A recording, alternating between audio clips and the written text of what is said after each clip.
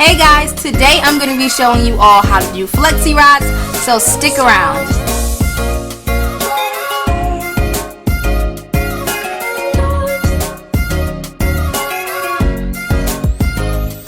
So the first thing that I'm going to do is I'm going to take the first section of my hair and I'm going to pin curl it back. It doesn't matter how big or small the section is, it just depends on how big you want that curl in the front. So I'm going to take that section of hair after combing it and I'm going to go ahead and start to pin it back. I'm going to wrap it around until it's basically like a pinwheel, and then I'm going to take a bobby pin and I am going to pin that down so that the hair can stay nice and neat and stay there for the rest of the night.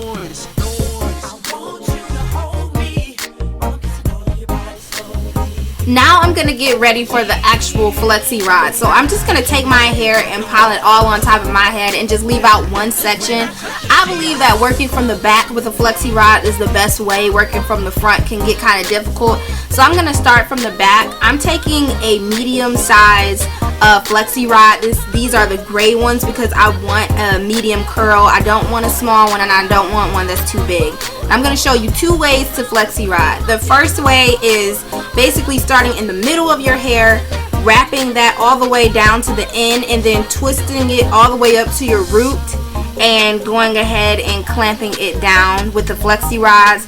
Now I like to do when I clamp it down, I like to do it in opposite directions because I believe that it holds it tighter.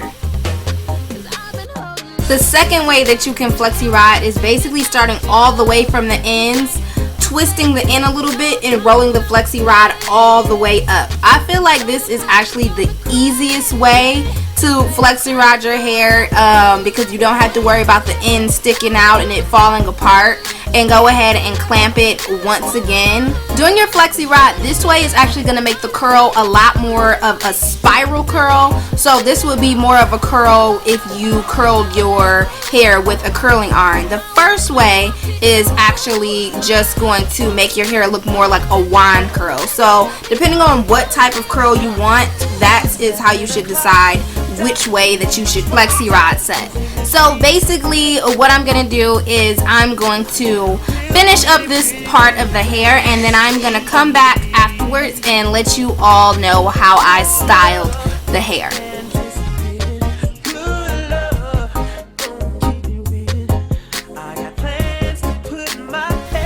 So after I'm all done flexi rodding the hair, I'm going to go ahead and spray it just to give it a little bit of extra hold, and I'm going to put a bonnet on overnight and then I'm going to go to sleep.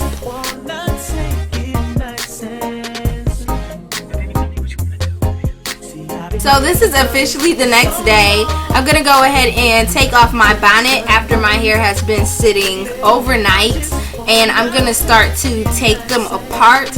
I'm going to start from the back, just like I started from the back when I started to flexi rod the hair as well. So as you can see, the hair has a nice curl to it after sitting overnight. These are the spiral flexi rods. This is the way of doing it, the spiral method.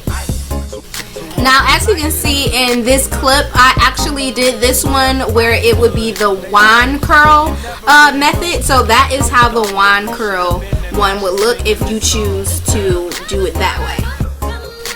After taking those flexi rods out, I'm going to go ahead and pick apart my curls. I'm not going to pick it out too much because I don't want it to be too big, but I do want it to be big enough. So I'm going to go ahead and just pick them apart on both sides.